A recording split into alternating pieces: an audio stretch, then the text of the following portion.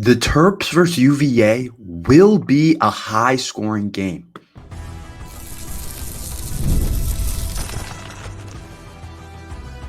You are Locked On Terps, your daily podcast on the Maryland Terps, part of the Locked On Podcast Network. Your team every day. What's up, everyone? I'm Tre Moore, host of Locked On Terps, part of the Locked On Podcast Network, your team every day. So thank you for making us part of your day, and also doing some work on InsideBlackandGold.net now. So make sure you guys go check out InsideBlackandGold.net. There's plenty of really good Maryland football, basketball, other information that I know a lot of you guys would be very interested in knowing. Maryland football versus Virginia football, I think, is going to be a very high-scoring game. But before we get started on that, today's episode is brought to you by FanDuel. Now through September 22nd, all FanDuel customers can bet $5 and get 3 weeks free trial of NFL Sunday Ticket from YouTube and YouTube TV. Visit FanDuel.com to get started. So I really do think that the Terps versus Virginia, Maryland versus Virginia on this Saturday night game on Saturday is going to be a high-scoring affair, and I think the Terps are going to have to score. I think my view has changed on the Maryland team this year. I think I feel differently now than I did a couple weeks ago about what our identity was, how we're going to win games. I feel completely different. I came into the season thinking the old, we're going to play defense, we're going to run the football to win that type of way. But now after a couple games, especially that Michigan State game, I don't really feel that way anymore. I kind of changed my perspective on it. I think we're not going to be able to just win games like that. We're not just going to play good defense. We're not just going to out-talent people on defense and then run the football down people's throats. That's not how I see it. I don't see us being a low-scoring team and winning games like that. I thought maybe we had the personnel to be able to do that, but after the Michigan State game, I don't really feel that way. I think I might have overrated this defense going into the year, and I took too much stock into what Coach Locksley said, because Coach Locksley said that as well. He said it's going to be a different team this year. We're going to win playing defense. We're going to run the football more and all that stuff. Maybe you want to do that before the season, but it's a lot harder to say. Especially, it's hard to get the run game going. Sometimes it's hard to play really solid defense. It seems like college football, a lot of it's a lot of high scoring, a lot of passing, a lot of defensive breakdowns in college football. Like, it's not easy to play defense in college football. I think the NFL, it's a little bit different. You got it's a little bit more organized. You have a little bit more complicated schemes. You have a little bit more talent on your defense for sure. And the games are usually closer, a little bit low scoring. But I feel like a lot of these college games, they get up there sometimes. And I think based off what I've seen the Maryland team do, and then also how I've seen the Virginia football team play, I think Maryland's going to have to score a lot of points to win this game. I think that this game is going to be a really high-scoring affair. Basically, I look at what Virginia did last week against Wake Forest, where it was a game that was 31-30.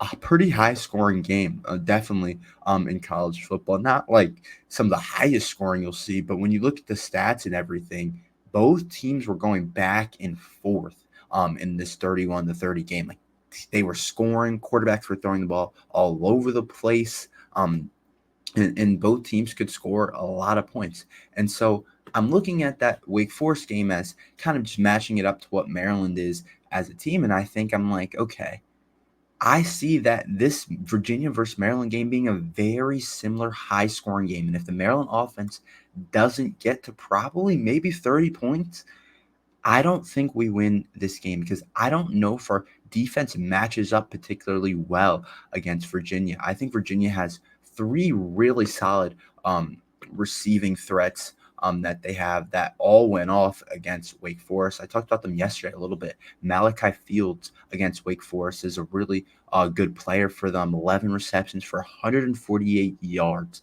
Trell Harris had 7 receptions for 91 yards and a touchdown. And Tyler Neville was a beast in the end zone, 2 touchdowns and 4 receptions for 68 yards for him. So I'm looking at it and I'm saying, oh, and Anthony Colandrea, their quarterback, their sophomore quarterback, who've been chucking around, went for 357 yards and 3 touchdowns against Wake Forest. And here's my concern. Maryland's secondary has looked awful. They looked terrible against Michigan State. We let Aiden Childs absolutely go off against us. We let Aiden Childs have his best game of his career against Maryland football. And the kid that looked horrible the week before against FAU. And I don't see major improvements coming to our secondary. I don't see that happening. I see, if anything, our secondary, it could, I'm not gonna say get worse, but I don't see it getting much better. And so I'm looking at it and I'm saying, okay, we just let 2 receivers for Michigan State. We let a Michigan State receiver, Nick Marsh, go for 8 receptions and 194 yards. We let Aiden Childs, who could barely get anything going against FAU, pass for 363 yards. And I'm looking at this Virginia team and I'm saying, we just watched their quarterbacks throw for over 300 yards against Wake Forest, and 3 of the receivers have really good games. And it leads me to say, I think Virginia is going to score a lot of points based off what I saw last week from the Maryland team and what I saw last week from the Virginia. And so the way I see it playing out, I see a team that in Maryland that has given up a ton of yards against Michigan State, and a Virginia team that absolutely just attacked a Wake Forest defense who has 3 really good looking receivers. And I say, it looks like Maryland's going to have to score a lot of points. Now, I feel that Maryland can do that, and that's why I feel like it's going to be a high-scoring game. I think Virginia's defense didn't look that awesome last week against Wake Forest either, where Wake Forest quarterback threw for 403 yards, 27 of 42, 403 yards, and a touchdown. They were even able to do some stuff on the ground game, which I thought was interesting. Desmond Claiborne, their leading running back, had 21 carries for 86 yards. So Wake Forest definitely stuck with the run as well. And then as well as another running back on the team, Tate Carney, had 6 carries for 34 yards, who had a pretty productive day. So I'm looking at it, I'm saying Wake Forest, similar thing. They had a bunch of receivers go off. Donovan Green, 11 receptions, 166 yards. Taylor Moore, 7 receptions, 91 yards. This kid Fields, 4 receptions, 30 yards. Another guy, Deuce Alexander, 3 receptions, 45 yards. Like, they had a bunch of players go off for a lot of yardage. So I think that when I look at Maryland's secondary struggling and Virginia's receivers and Virginia's a new quarterback who can gunsling it around, and I look at Maryland potentially having a solid passing offense right now with Ty Felton and all that he's been able to do, and get Caden Prather going a little bit more, and how Virginia struggled to cover the pass last week as well with 400 allowed yards. And I'm saying this game just screams like it's going to be a high-scoring game. So that means that Billy Edwards and the Terps offense is going to have to score a lot of points. I'm not going to sit here and say, oh, I think that it's going to be the Maryland's defense that steps up, because I haven't seen it. Our best players so far this year has been like Billy Edwards on offense and Ty Felton, I think, have been 2 of our better guys on the team this year, which is not a bad thing, but I don't want to always win football games like this. But it feels like this game against Virginia at night, not at our place, Virginia's going to be able to score some. So I think Maryland's going to probably have to score at least 30 points to beat this Virginia team, because I don't see a lot of punting. I don't see a lot of stops. I see the ball getting thrown all over the place. And I don't know if that's necessarily a good thing, but I think the way we're going to have to win this game is we're going to have to throw the ball a lot. And I see it being a high-scoring affair. I see – I'm not going to give a score prediction until tomorrow, but I do see it being a pretty high-scoring game for the Maryland Terrapins, which I think could be very entertaining for the fans like me and a lot of you guys. But I don't know if Coach Loxley wants to play that type of game, but I think that's the type of game that he is in for against the Virginia Cavaliers. What are the key matchups going into this game? Where does Maryland need to be better? I'll talk about that after this ad from Factor Meals and FanDuel. Warmer, sunnier days are on the way, and Factor's got your back for them. Get ready to soak up the sun with our easy, no-fuss meals that take just minutes to prepare. With options like Calorie Smart, Protein Plus, and Keto, our chef-crafted meals help you hit your wellness goals before summer hits. They're fresh, never frozen, and dietitian approved, so you can enjoy nutritious and delicious meals even on your busiest day. Today's the perfect day to start a healthier routine, so why wait? Dive in now. With 35 different meals and more than 60 ads on to choose from every week, you always have new flavors to explore. Crush your wellness goals this May with dietitian-approved meals and ingredients that you can trust. Head to factormeals.com/LockedOnCollege50 to use code LockedOnCollege50 to get 50% off your first box plus 20% off your next month. That's code LockedOnCollege50 at factormeals.com.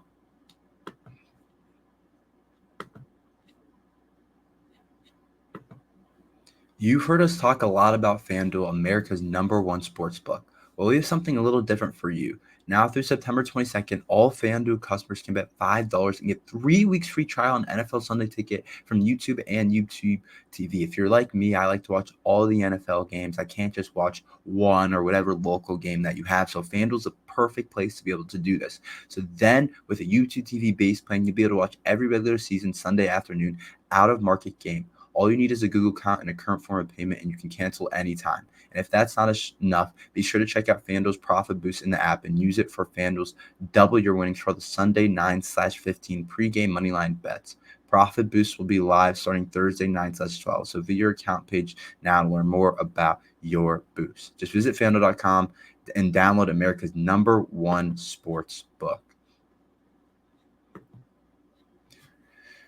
What matchups will Maryland need to win? What are the interesting matchups going into this game? I'm just going to start off with, I think, the one that's going to be the most perplexing that I think that we don't have the advantage at. I talked about a little bit, but the Virginia receivers versus the Maryland cornerback rooms. I talked about the Maryland cornerback room. How can we get better? How can we put a game plan together that fits better than what we do? And I think I said it, where you can run more zone, keep more stuff in front, and don't allow big plays over the top. Like I watched Aiden Childs throw over the top multiple times against our Maryland defense. We can't give up these big plays.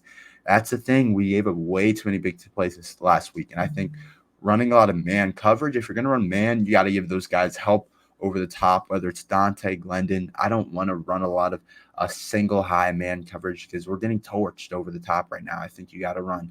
If you're going to run man, you got to run cover 2 man. And I think you got to run a lot of cover 3, a lot of quarters coverage. But I think when I look at these Virginia receivers, they look good last week against Wake Forest.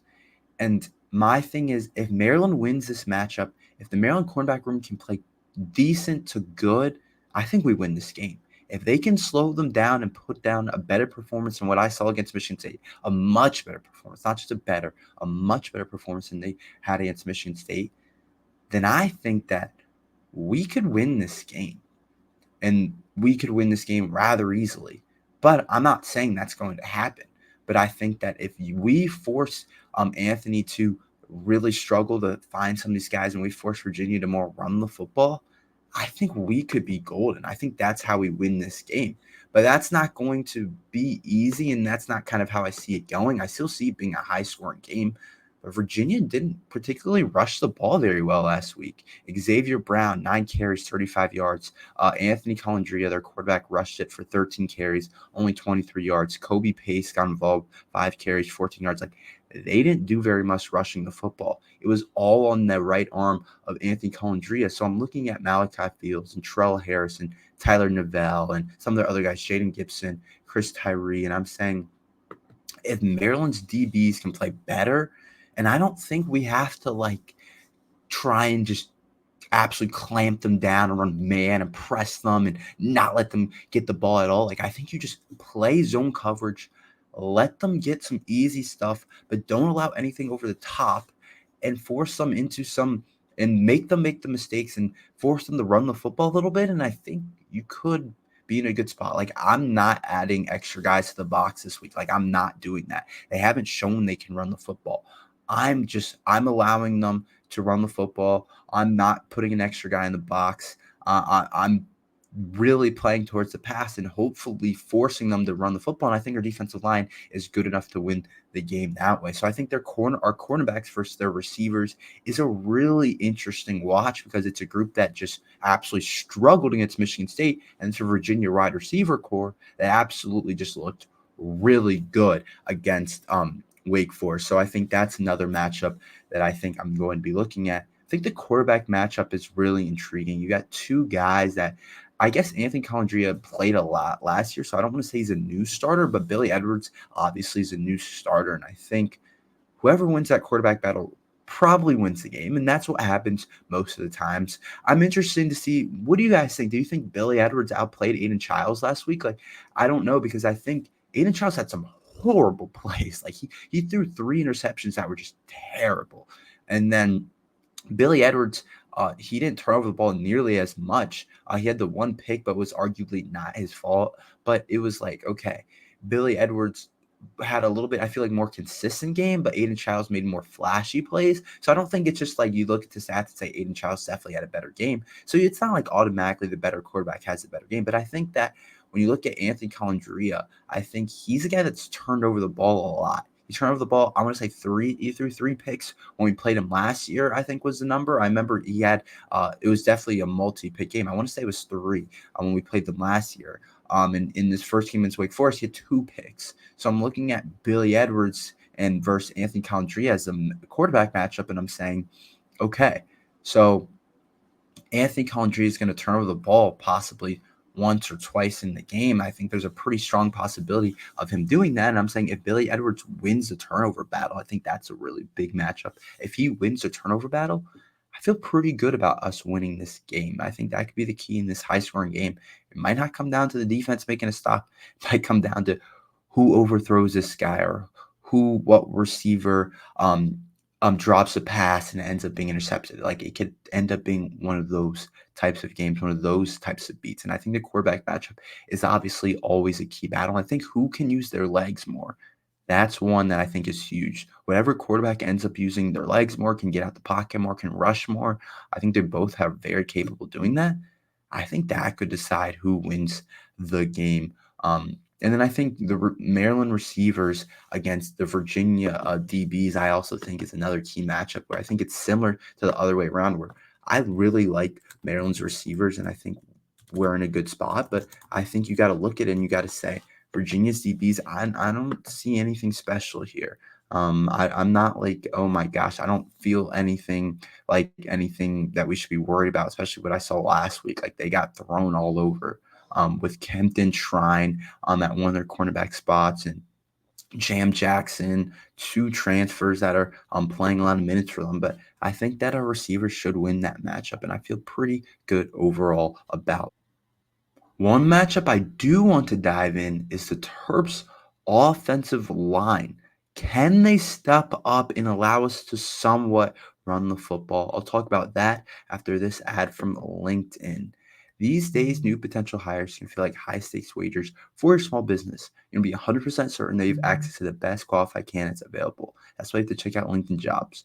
LinkedIn Jobs helps find the right people for your team faster and for free. A lot of people need jobs right now, and if you want to find someone amazing for your company, LinkedIn Jobs helps you find the qualified candidates you want to talk to faster. So post your job for free at linkedin.com/lockedoncollege. That's linkedin.com/lockedoncollege to post your job for free. Terms and conditions apply.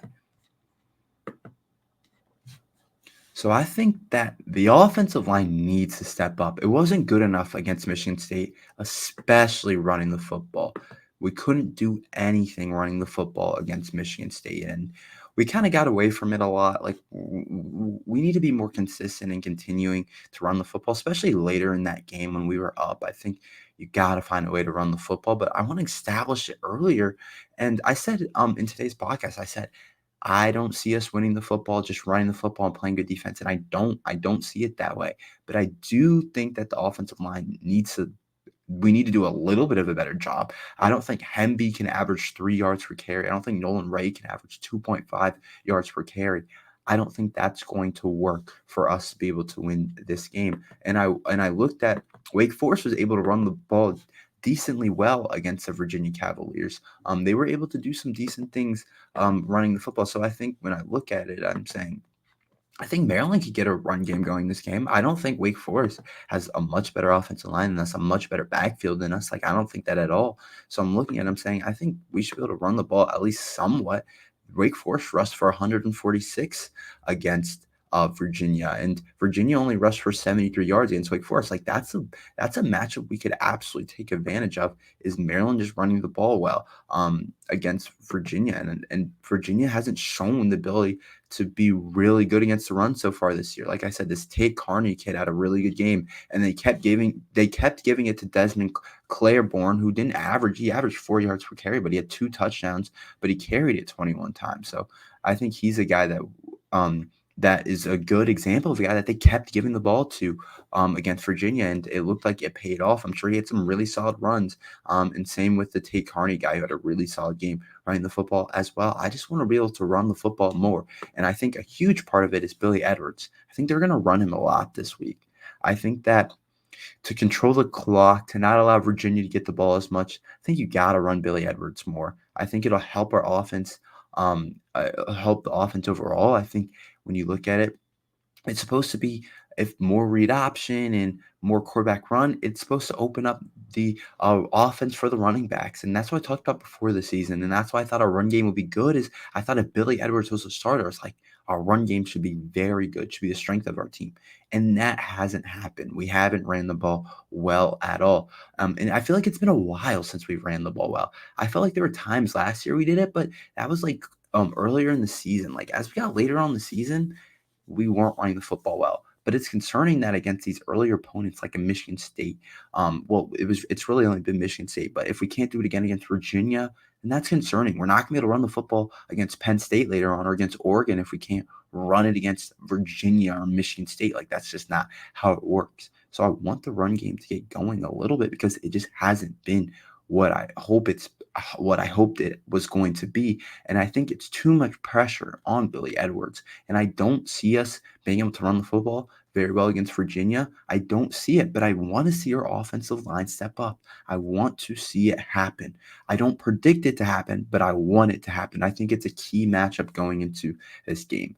If we can run the football, we win the game. I promise you that. If we're able to control the clock and run the football, keep Anthony Colandrea and that Virginia receiving core and their high-scoring offense that has been pretty good under Tony Elliott, who used to coach at Clemson a couple years ago, who did some really good things with Trevor Lawrence and some of those Clemson teams. And there's a reason they have a good offense. Like Tony Elliott's a good offensive coach. But I think that you look at Virginia and you say, okay, if we can keep their offense off the field, if we can control the clock, if we can burn down their defense a little bit, and we don't just have to throw the ball over the place because that's not the game we want to play. We can probably play it against Virginia, but I don't know if we can play it against every team. Then I think that Maryland could be golden if the offensive line can step up. And I don't want to really blame the running backs. It doesn't feel like it's on the running backs. I feel like we have 2 really explosive, really good players back there. Really 3. Colby McDonald's also a top-end backup in the Big Ten. Like for a third-string guy, Colby McDonald always produces. And so I think it's just more on the offensive line. Like they haven't run blocked well. I think they pass protected at a pretty decent level, like definitely good enough, but they just haven't run blocked well. And that's the thing that I want to see. I want to see push Virginia back a little bit. I want to see us play better against a Virginia team that I just saw Wake Forest able to run the ball a good amount against Virginia. So I don't like to think of Wake Forest as much better than us up front or much better running back room. I don't think that's true. So show me that you can run the ball. Will Virginia fix some things and some run lanes and some run gaps? Sure. But I still think that with Billy Edwards back there, like you should be able to run the ball a little bit against Virginia. Like I need to see a 5 yards per rush type of game. Anywhere upwards of that, I want to see. I don't want to see Roman going for 12 carries and 20 yards anymore, or Nolan Ray getting 7 carries for 20 yards or for 15. Like I don't want to see a 2 average or something like that. I want to see us be able to run the ball, and it starts up front. I don't think it's the running back's fault. I think Roman Hemby's plenty good. I think Nolan Ray's plenty explosive. What they can do cutting the football, cutting it up field with their speed, athleticism, if we can run the football, if we can get lanes, we can have a really good game against this Virginia Cavalier team. It's not going to be an easy thing, but if you don't want it to turn the shootout, Coach Loxley, get that offensive line stepped up. We need it to be better in the run gaps. But if they can't, we're going to have to throw the football a lot. It's going to be I don't love how it plays to us, but I think against Virginia it could work. But I do think I want to run the ball and be at least somewhat balanced against the Virginia Cavaliers. That's all we have for today. Thank you for listening to Locked on Terps. Make sure you like and subscribe. We're here every day talking Maryland football and basketball. So thank you for listening to Locked on Terps.